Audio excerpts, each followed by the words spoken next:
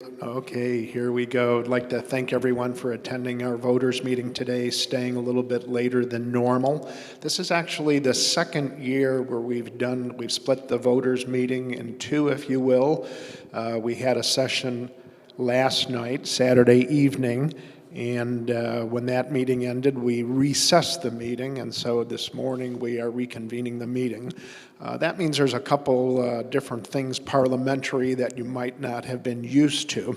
I'll just mention on our agenda, there's 4 items up there with asterisks. Those are 4 items we will be voting on today. But since we already had motions that were seconded yesterday, we don't need to have motions today or seconds today. We will just go directly into discussion and then a vote. So again, my name is Gene Jen, Executive Director. I am in the second 2-year term, which means I have 1 year left. I am a lame duck Executive Director, but I'm very excited about that because I recently retired and I'll be able to devote the time I feel that this very important position is due. Just one more note about voting. So who can vote on these motions? Any congregant member 18 years or older. This isn't Chicago, so you only get to vote once. If you voted electronically, please don't raise your hand again today. Okay, there we go. So again, 2020, 2021 have been just very unusual years as we've all tried to navigate the pandemic. Many more highs than lows. Our church leadership, our pastoral leadership, our lay leadership has done an excellent job of navigating all of the COVID-19 guidelines from state, county, city, CDC, to worship in a safe manner, to conduct school in a safe manner. We've also very aggressively pursued all of the government pandemic benefits that are available to us, and our treasurer will be talking more about that. We give to Caesar the things that are Caesar's, and by the way, we take from Caesar the things he's willing to give to us. Pandemic, as an industry, has sort of given an explosion to virtual meetings.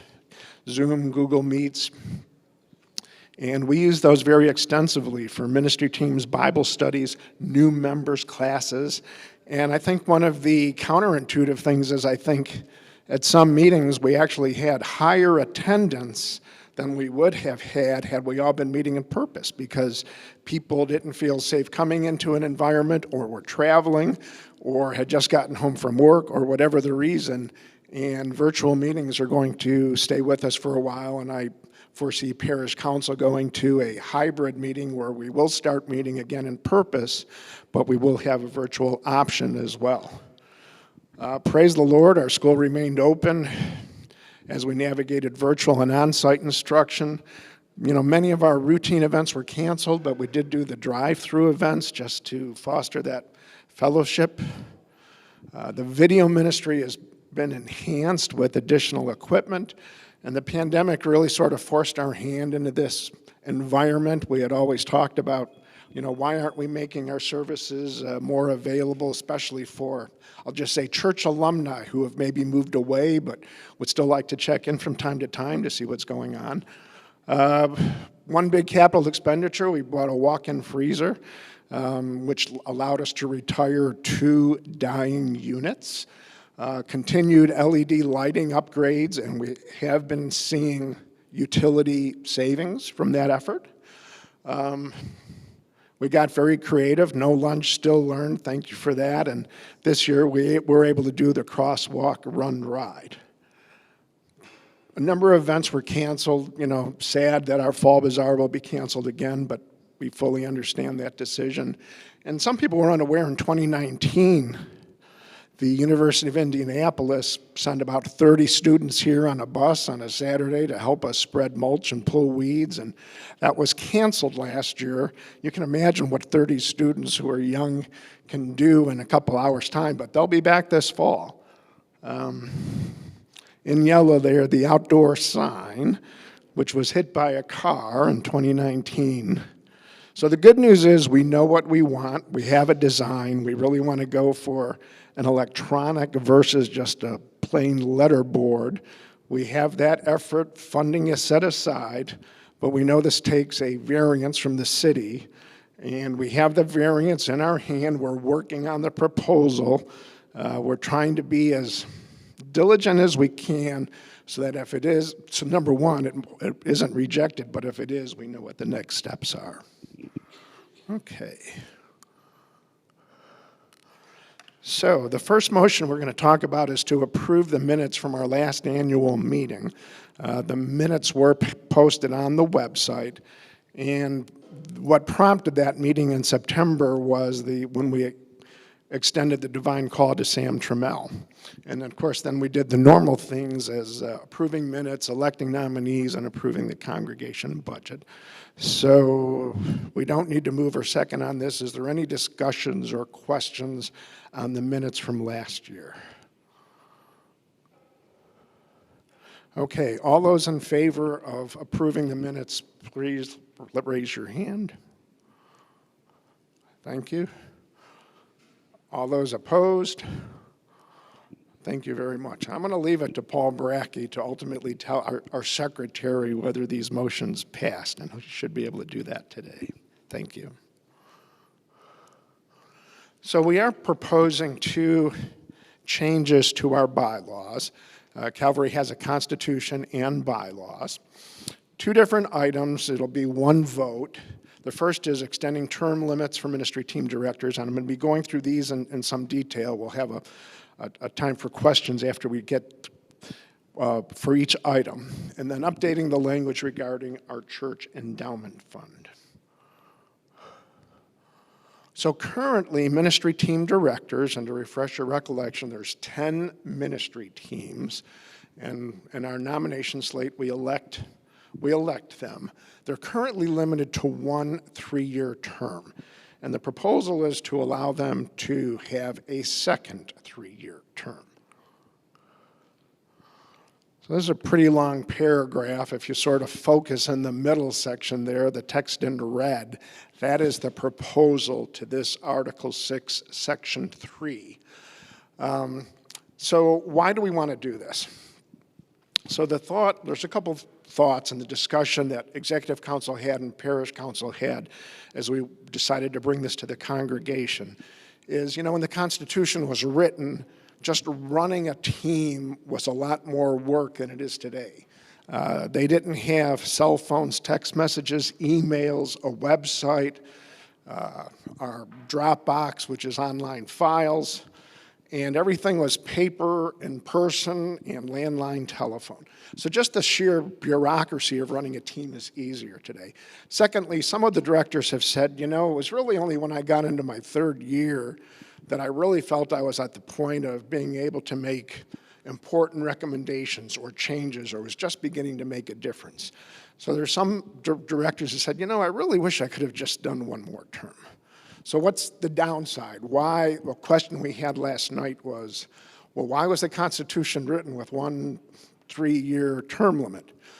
And the discussion was, we want, number 1, we don't want fiefdoms.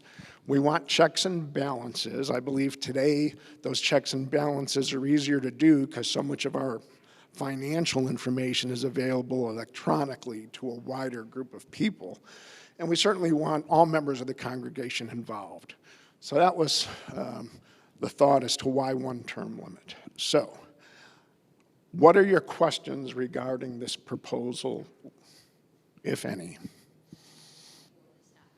So the comment was that if we could go in our Wayback Machine to 30 years ago, that directors could have 2 2-year terms, and at some point it was changed to 1 3-year term.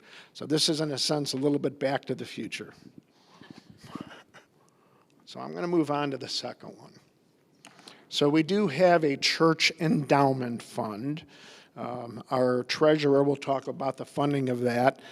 Each year we are able to withdraw up to 5% from our endowment funds to use for the purposes as specified in the funding documents or constitution or bylaws.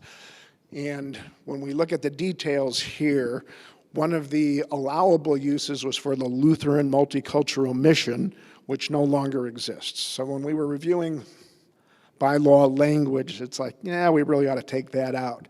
And then as we continued at our discussions, we thought, well, we'd really like to leave ourselves some flexibility in the future. So what if there was an organization that we wanted to donate to for some reason because our interests were so aligned and it was critical, so we'd want to replace that with the language shown. So this is the actual text from the Article 8, Section 4. You notice a couple other corrections on there. Gil Masher, our volunteer legal counsel, when he was reviewing the bylaw, said, you know, there's just some legal grammatical things I'd like corrected as well. When we're referring specifically to the fund, it should be capitalized. When we're referring specifically to this congregation, it should be capitalized. So there's about 20 instances of those, which doesn't affect the use, but are corrections going forward. The big item is item 4, where we want to replace Lutheran Multicultural Mission with another nonprofit organization. So, what questions does anybody have on this proposal? What does that mean? So the question is, well, what does approval by the congregation mean? And our Constitution is pretty clear that it is the widest congregation that you can think of that's really responsible for the administration of Calvary Lutheran Church and School. So it would definitely could not just be executive board. It would start with parish council. My belief is it would have to be voted on by the congregation, special vote. And I think we've gotten very good at electronic voting and paper ballots, so we wouldn't even necessarily need to have a special meeting. But I don't know if there's any of our parliamentarians who want to weigh in on that answer. I have a question in the back here from Pastor Raji. This is the way the same multicultural mission to support in the place of multicultural missions to Tamil India missions to outreach with Calvary. Because we don't have any designated budget for the Tamil India missions, only the time to time. I don't have the budget right in front of me, but there is something in the budget this year for Calvary India Mission. It has not regularly been in there. That's true. But this is the endowment, so this is separate from our yearly budget. So the yearly budget, which we're getting ready to vote on, we probably won't show every line item, but there is a line item this year for support of Calvary India Mission. In addition to the travel support, there is money for Calvary India Mission in the budget this year as a separate line item. And I think because of the support that we've given to the India Mission through the years, it would actually be covered under number 1 as part of the congregation efforts, as opposed to needing separate identification. So I think the India Mission in particular, and the Tamil ministry is covered in that number 1.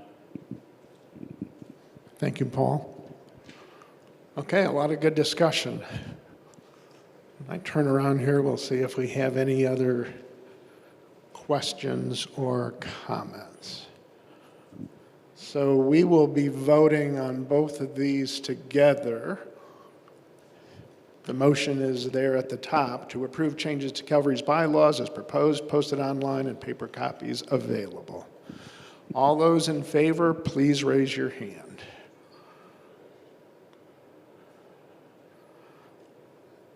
Thank you. All those opposed? Next item up on the agenda is to elect the nominees as proposed by the nomination slate. And I'd like to start by thanking our nominations committee of Jennifer Skojak, Wade Jackson, and Susan Rickert, along with Kara Hyatt, Emily Speldy, and Pastor Kurt. really appreciate, number one, all the congregation members who step up to being members or agreeing to lead a team, and to all the members who fill those teams and continue to contribute of their time, talent, wisdom, suggestions, and oversight. So one of the big, and I know this is a little bit hard to read, one of the big changes on executive board is we will be electing a new treasurer, Andrew Brock. Just want to go through some of the highlights. First column at the bottom, fellowship. Ken Robinson is stepping down, and his best friend, Diane Robinson, is going to be stepping up and filling that director role. That's actually his wife. Denny Morrison will be taking over parish ed. Jake Allen is going to be stepping into stewardship. And Tom Schultz will be stepping into facilities, and Jeff Evans into youth. The numbers are a little bit skewed sometimes. We try to elect 1/3 of the ministry team leads each year, so there's a good staggering of church leadership. So for example, in the case of stewardship, where we were actually vacant for a year and Rachel Dager continued to serve, Jake is actually going to be fulfilling the final 2 years of that term, which is why it says he ends in 2023 instead of 2024. So if anyone's paying real close attention to those years, there's a couple other special cases like that. Does anybody have any questions regarding the nominees? Then I am going to go ahead and call the vote. All those in favor of electing the nominees, please raise your hand.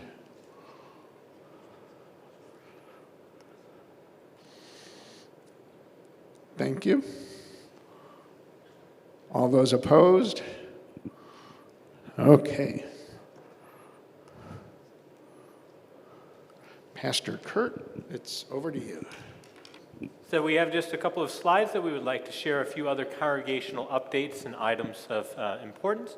So that first thing is that we've typically give a membership update, is that you'll notice the change in transition here, is that both are roughly about 50 in number and change. Some of the main reasoning for the change is that spiritual care did go through a little bit of cleaning up some of our roles and records, of following up on those who had either moved out of the area or other circumstances, as well as because of the pandemic, while we were able to, in this last spring cycle, we were able to have our Foundations of Faith class and welcome in new members. Is that last fall we didn't have our Foundations of Faith class, as well as we have not, because of the pandemic, had some of our normal amount of visitors and inquiries and those interested at this time. But like Jean pointed out earlier, that our video ministry and other items is that we are certainly connecting better with guest visitors, as well as either former members or interested people, as that we are still reaching out and making many contacts. And so that's just the difference in change in membership.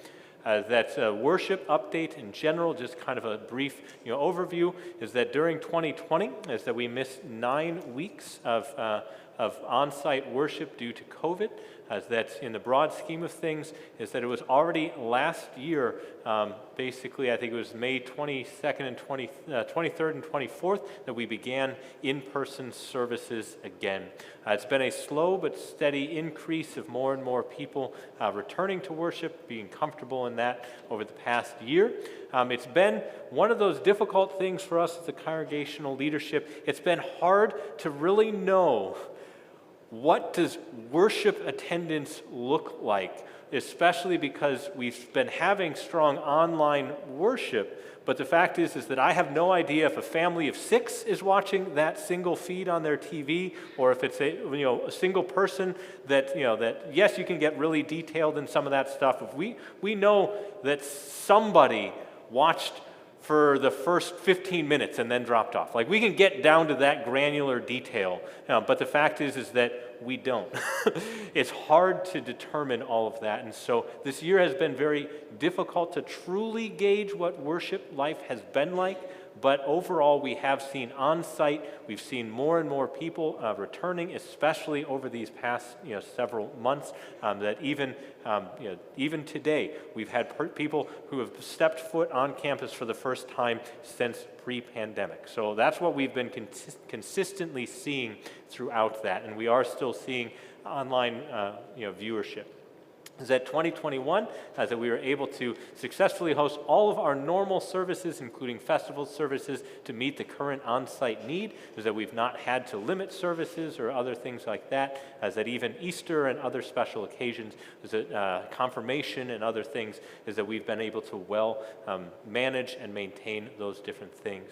Is that we have been targeting several key aspects of how is it that we're beginning to return to normal. If you were in worship at all this weekend, you heard that update of that we do have planned targets of what we are going to be doing over the coming weeks to begin to return more and more to a normal worship experience when we talk about things.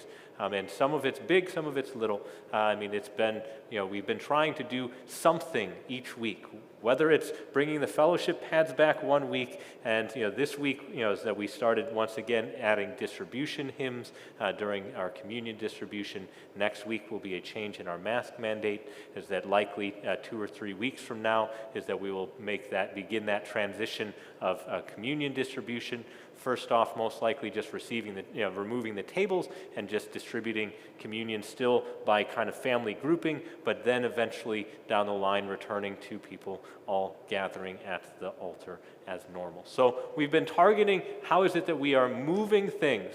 Our goal has been that we did not create whiplash for people of kind of all of a sudden like, hey, we're doing all of this. We're not doing any of that anymore. No, we've been trying to be gradual and focused in making sure people know that we are moving towards normal, but we are also being cautious that we are not just scaring people back into their homes or for online worship throughout that.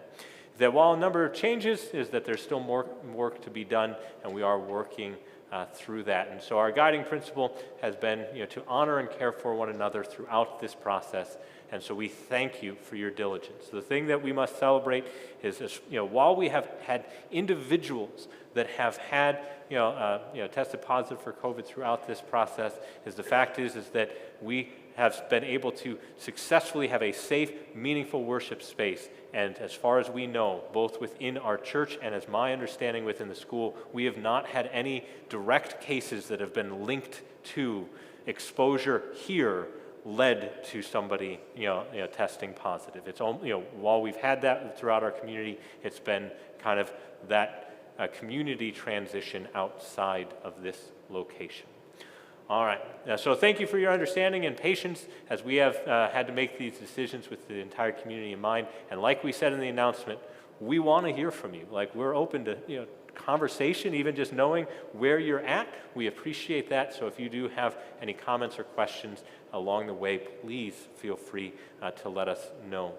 And so that's finally, just kind of thank you for that open feedback, open discussions. Let us know. So those are the key things when it comes to membership and worship. So we are aiming more and more to return to normal. Any questions for me on any of that? Once again, feel free to catch me after service, after the meeting, or catch one of our spiritual care members. As that this past January, our congregation hit 90 years old. With the pandemic and everything, it was kind of one of those, we reached March and we were like, oh yeah, that happened, didn't it? And so we apologize, but this coming fall is that we plan to recognize this celebration this fall during both the annual outdoor worship service and picnic on October 3rd, but also those weekends in September leading up to that. We will be recognizing that 90th anniversary celebration and all that God has blessed us with. Sound good? So if you are at all interested in helping with any of those celebrations or any of those items, please let us know. Said finally, is that the year ahead, that we always like to have a ministry theme that is kind of guiding us as a congregation and especially as a leadership. And so our theme this next year will be reflecting upon the question, is that what kind of church does Jesus want us to be? In this time, in this situation, in this place, what kind of church does Jesus desire us to be? And so we're going to be looking at that under the heading of sent, that we are a sent congregation. We're going to be reflecting on the Gospel of John, is that word sent or sending shows up all over the place. And so we're going to be looking at that we've been sent with a purpose, that we have been sent with forgiveness, and indeed that we have been sent into the world.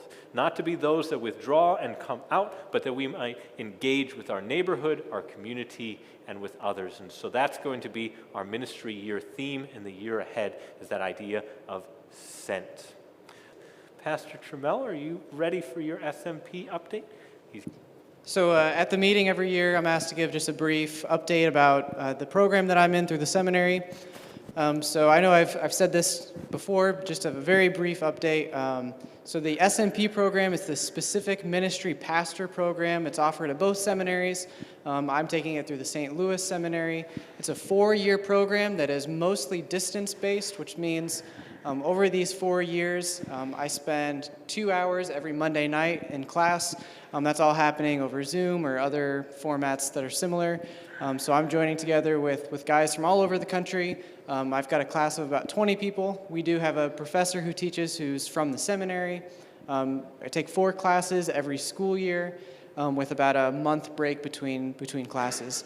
In addition, throughout the week, I'm having about 10 to 15 hours of homework that goes along with that, and then typically about a 1-hour meeting with a mentor.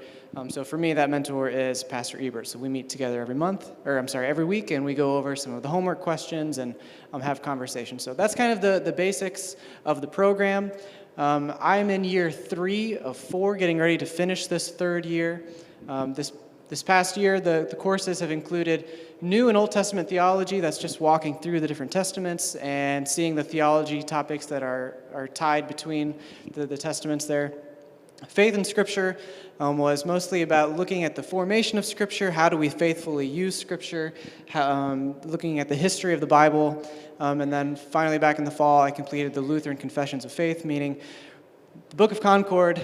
I had to read all of it. It was a big class. I'm thankful to have done it, but I'm thankful to be done with it. In January, I was ordained. That's part of the process where after 2.5 years of classwork, you become ordained with the understanding that you do have to go and complete that final 1.5 years of classwork. So that's ordained in January, but I won't technically be done until August of 2022. So a little more than a year from now, I will be done with my studies and will continue on with my ministry here at Calvary. So that is it for my program. Thank you, everyone, for your support. I know Calvary supports me financially. You guys also support me by asking me questions about it, and I definitely appreciate that support, so thank you very much. Are there any questions for me? No? All right, then I will turn it over to Gene. Okay, our treasurer is going to talk about the budget, and Hi, I'm Greg Simons, and I will be presenting the financial summary along with the budget for our congregation. So we'll start off with the financial summary for this past year, actually through the 3rd quarter, through April of 2021. And so if you look at the presentation in front of you and look at the upper left-hand corner, you will see that in terms of year-to-date that we're sitting at $294,000 versus a $197,000 budget. So we are doing actually very well this year. And if you look at our general fund balance, we're currently sitting at $558,000. One of the things that have made us do very well this year is contributions. If we take a look at our general fund contributions, those are weekly envelopes along with designated gifts. We're trending about $86,000 over budget, and what's amazing is that we've collected 11% more than what we've collected this time last year. We're also doing very well in the other contribution line items, including matching gifts and school gifts. If you take a look at tuition and fees, if you remember when we were doing this meeting last year, we had set the school budget before the pandemic had hit, and so therefore we knew going in that we would be well under budget for tuition and fees. In fact, our student count fell from 218 students in the prior year to 185 this current year. That recently ended, and preschool fell from 32 students to 25 students. But despite that, you will see as we go on that we've done very well this year. Other revenue also is increased by $17,000 due to various reasons. If you take a look at the expense part of our financials, we're running about $118,000 under budget, which a lot of that's been driven by the pandemic. First of all, staff and salary, we're running about $40,000 under budget. And part of that is we just haven't needed as much time in the church secretary area, as we just haven't been as active for many weeks with the church. And then we also had some cuts in school staff, including teachers' aides, and reduced benefits. Other notable expense decreases were noted in school operating expenses, utilities, activities, and supplies, and once again, a lot of that pandemic driven. If you take a look at the bottom left-hand side of this slide, it gives you a summary of the outflows to various missions that we have done during these past 3 quarters. Then we'll move on to the right-hand side of the screen, and on that at the top starts with debt. And we haven't talked about this for a number of years, where we've had no mortgage balances, nor have we needed to hit the line of credit during the year. But as you remember from last year, we did obtain a $370,000 PPP loan, and we have applied for forgiveness from the SBA on that loan and expect notification soon on that. But we're pretty much expecting to have that forgiven, which then those funds will go into our general fund.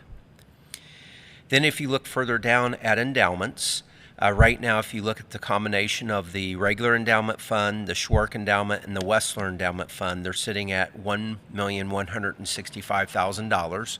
So an increase of about $100,000 from last year. And of course the slide indicates what some of those funds were used for during this past year. One thing that's not on here is our cash position. We currently have a very strong cash position, as our balance is currently running at about $1.1 million. So now if we go on to the next slide, the general budget slide. Before we actually go into the budget, I'd like you to give attention to the column that says 2021 estimates. Basically, that takes our numbers through April, and then we've annualized those numbers to indicate where we actually will be for the 2021 fiscal year. And at this point, we expect to end at a surplus or operating income of almost $13,000.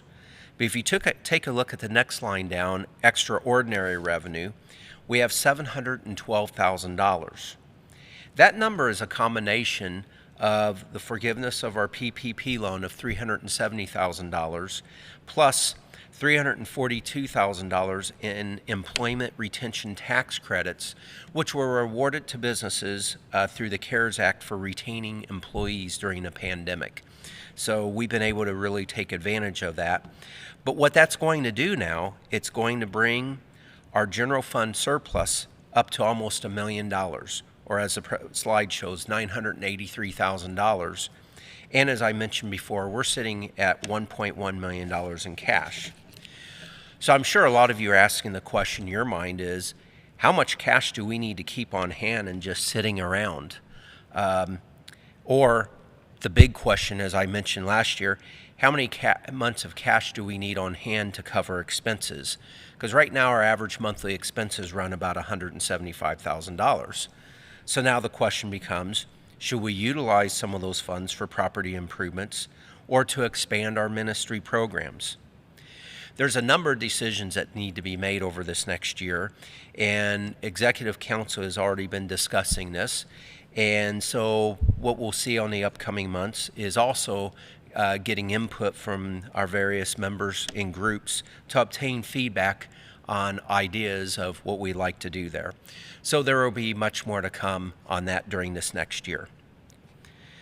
So now I'd like to take you into our budget for the 21-22 year.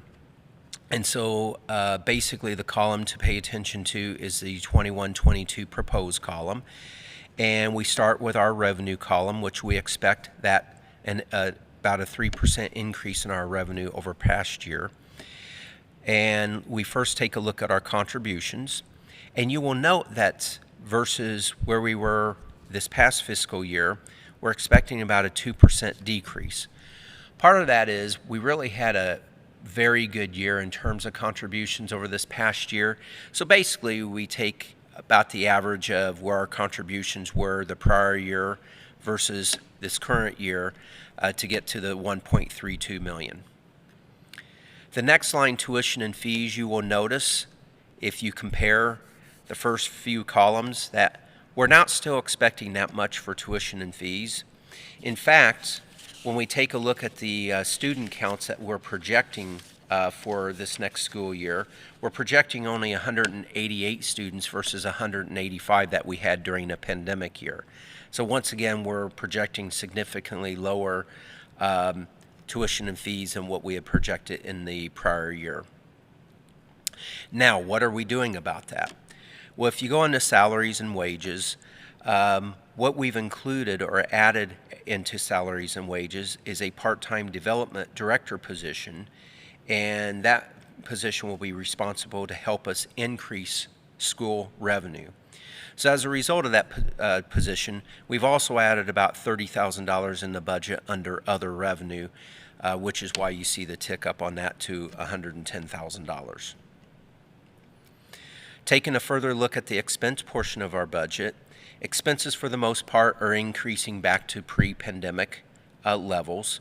But one expense that you will see an increase on from prior year activities is activities itself. And one of the focuses on activities is increasing our youth activities, which is a very good thing as we think about the future of our congregation. So bottom line, the result that we're budgeting for is a $47,000 deficit, but given that, we would project that we'll have a cumulative general fund surplus at the end of that of $937,000. If we then go on to the next slide, this last slide gives us an idea of what our general fund deficit or surplus has done over the years. And everyone well remembers a year of having general fund deficits all the way through the 2018 fiscal year. It was in 19 where we finally broke through and ended the year with a surplus. And so you'll see that climbing. And then obviously ending this fiscal year and going into the next year, you'll see significant increases where we're nearly at $1 million at a general fund surplus. So once again, what does that mean? It really allows us to plan for a lot of exciting things into the future, which will allow us to grow our ministry in many ways. Ways such as fixing our physical properties and those types of things, along with adding various programs to our ministry. So, if you have any questions, and if there's any questions that can't be answered at this particular meeting, I certainly encourage you to email me at the church website. Someone can provide that, and we're happy to answer any questions that you may have. So at this point, we will go back to the 21-22 budget, and Gene will present a motion to approve the 21-22 budget as presented. Thank you. So just wanted to hit a couple other quick highlights here, that this budget proposal does include adding a new position, Director of Development. And what does that mean? Director of Development is supposed to help with income into Calvary Lutheran Church and School via focusing on increasing school enrollment and focusing on alumni relations. Our decades and decades of graduates from CLS And in the past, we've sort of done this ad hoc part-time, but we know that that is a revenue stream that with a little more effort will yield a lot more results. And through the years, we have had graduates who graduated decades ago surprisingly just send in a check and say, thank you. Never realized how much this education meant to me and my life. One of the questions we always get is our staff paid fairly? So years ago, when we were trending poorly, we had a salary freeze. And anybody who works in industry knows once you do that, you never quite catch up. And we were playing catch up for years. And every year we said we've got to get at least 0.5% closer to Indiana district scale. Well, and we were almost there. We were almost there. And this year in 2021, Indiana district said, we are no longer publishing a scale. We recommend you use Concordia Plan Services Compensation Decision Support Tool. Wow. So we looked at that. We also had discussions, is this the tool we want to use? Do we want to create our own compensation tool? Do we want to buy somebody else's compensation tool? And looking at this, we said, let's use this tool. First year we're using it, looks pretty good.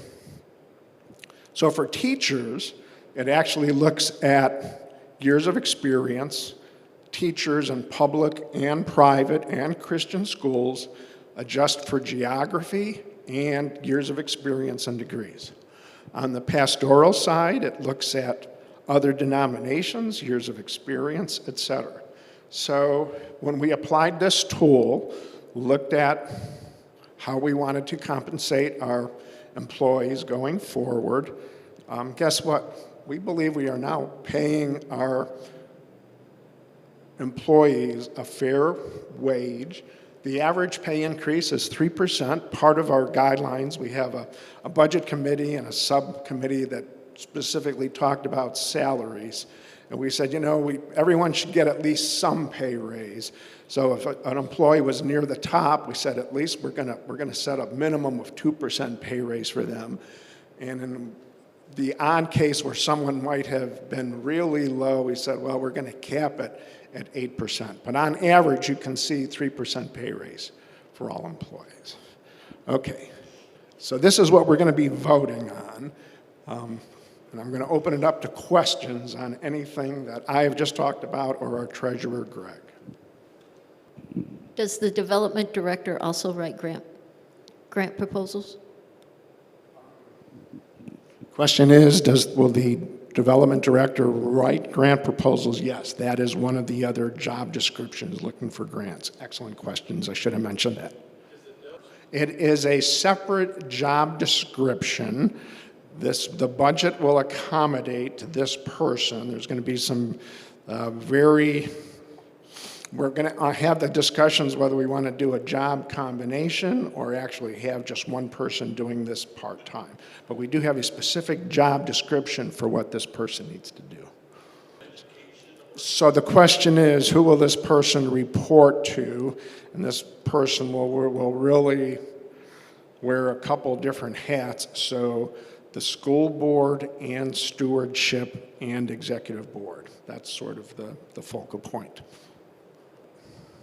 So the motion is to approve the 2021-22 congregational budget. All those in favor, please raise your hand.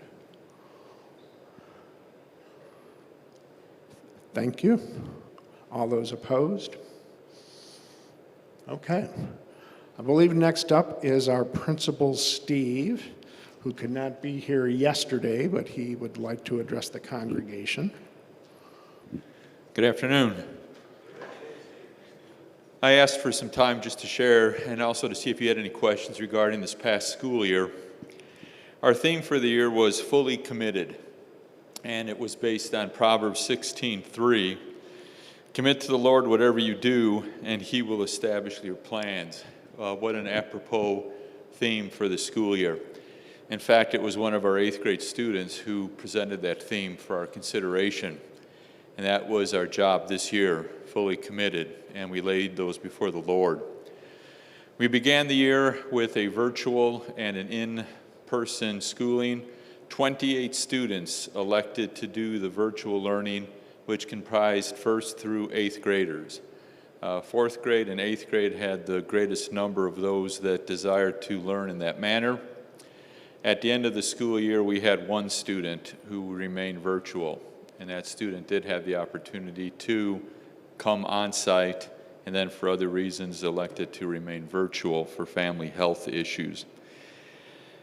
Our theme for next school year is See the Good, and that's based on Romans 8:28. And we know that in all things God works for good of those who love him, who are called according to his purpose.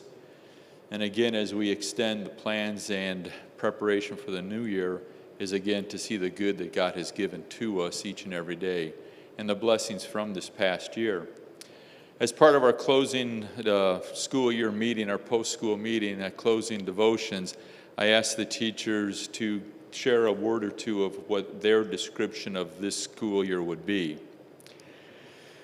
Isolated, challenging, different, unique, but then also hopeful, thanksgiving, thankful, perseverance, and gratefulness.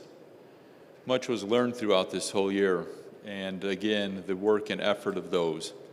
The word that we used quite a bit during the school year was the effort to equip. And all of you have realized that in all of your stations in life, in your positions, the effort to equip was enormous this year. Simple decisions that we took for granted in the past, like, okay, it's chapel day, everyone attend church, go to the sanctuary, was different. We followed the worship guidelines of the church.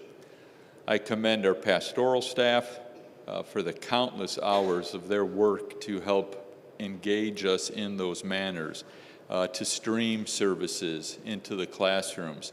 So 3 classrooms attended worship here on site within this sanctuary. All the other grades remained in their classroom and had the chapel service streamed to them. And that's just the tip of the iceberg of what was invested. The video ministries that were described earlier being enhanced provided and equipped us to be able to do so much more in that regard.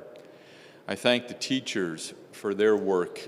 It's difficult enough to teach a classroom of 25, but then you throw in 4 or 5 kids who are at home on the computer who are also needing to be directed and instructed, and for them to reply and to be held accountable and to run materials that had to go home to the office once a week for then parents to come pick those up.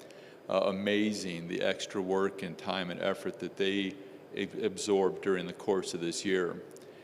And for our sense of community, one of the greatest aspects of Calvary Lutheran Church and School is that when we see a student in the hallway, we don't just see the student. We see the family that stands behind that student. The very first day of school, parents were not allowed in the building. So we had kindergartners, preschoolers being dropped off at the door, wanting to cling to mom or dad, and mom or dad, sorry, you can't enter. Kids came in. In hindsight, it helped with the separation anxieties that little kids may have because they got over it quickly, and that was it for the whole year. But that sense of community was also diminished. But that was brought up with the sense of purpose that was given to us as well to continue on in that purpose that we have through Christ Jesus to share his word. And I thank the students, all the different mandates that were required of them, the different hallway distance and social distancing, the mask wearing. We had kids segregated on the playground. 3 grades went out for the playground. 1 kid used the playground, 1 had to stay on the soccer field, and 1 kid used the parking lot. And they rotated that way for social distancing. Our cafeteria process, 1 class would eat in the cafeteria during their lunch service, the other 2 grades ate in their classrooms. And believe it or not, from kindergartners to walk from the cafeteria carrying their tray all the way down to the kindergarten room, we had 0 tray spillage from those little guys.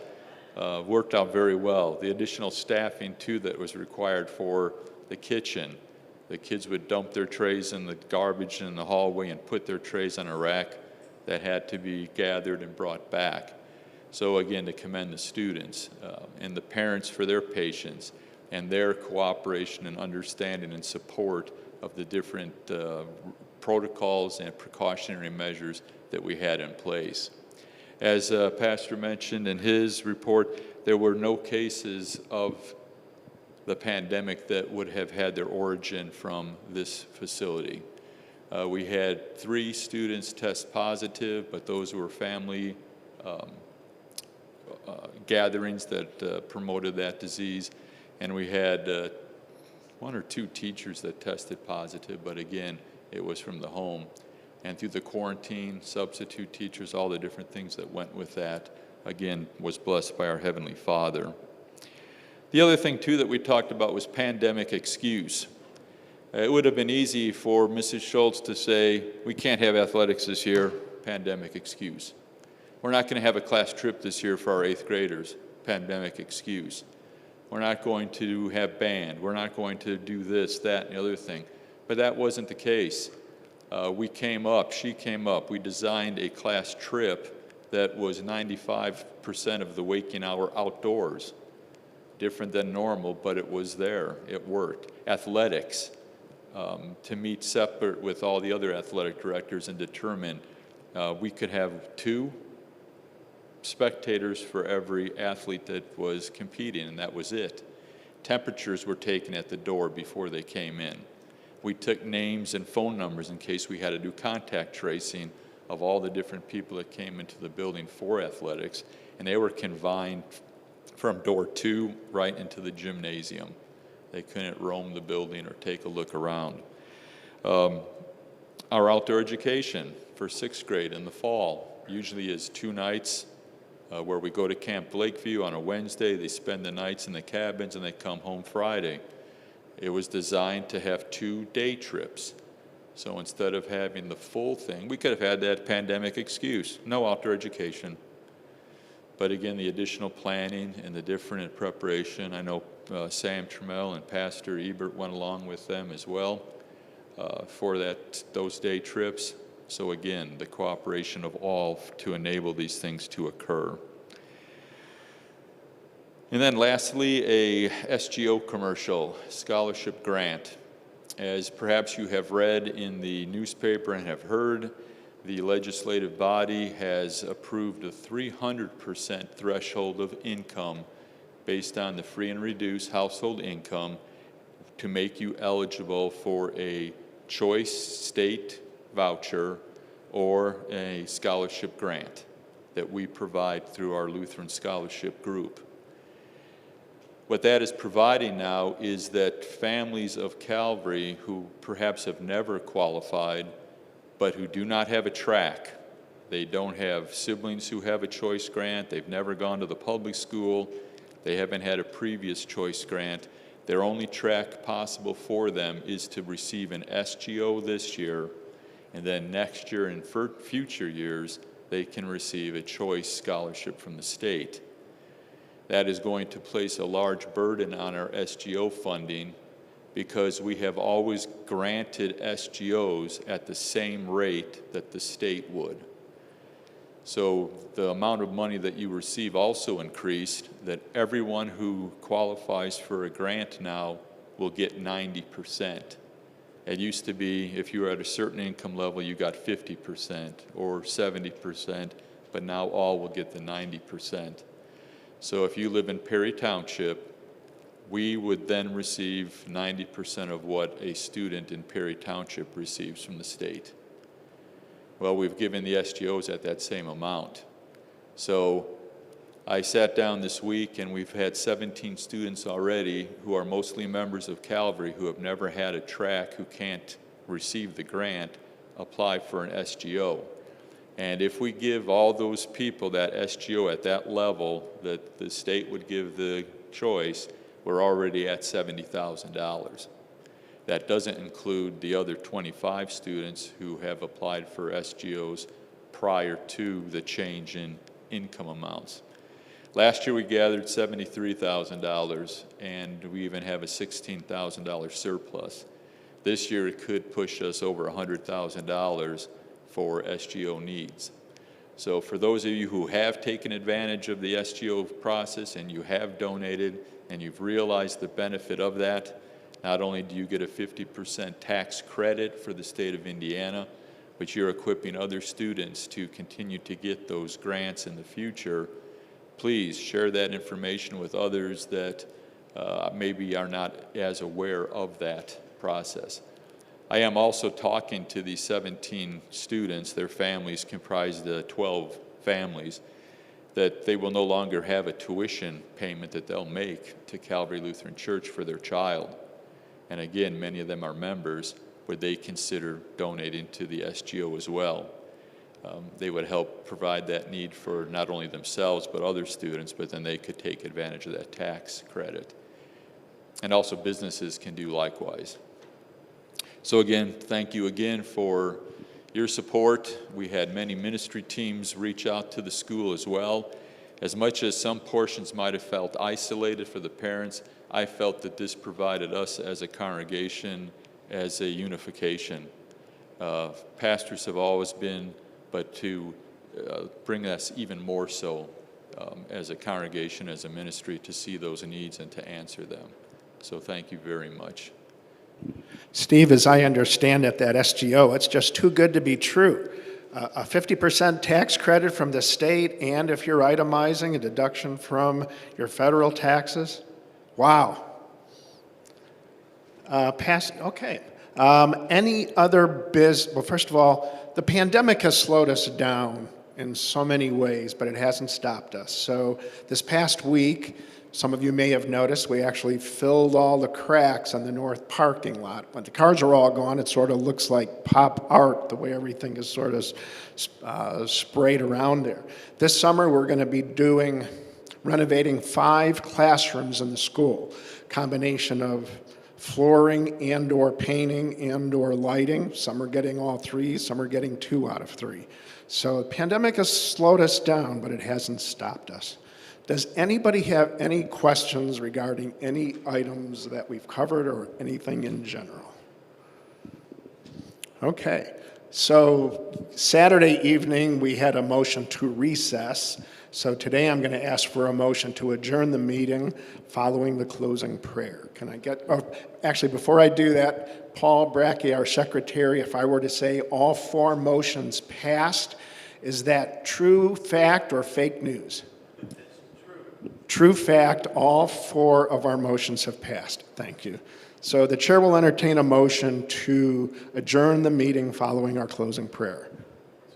So moved. Second. All those in favor? Thank you.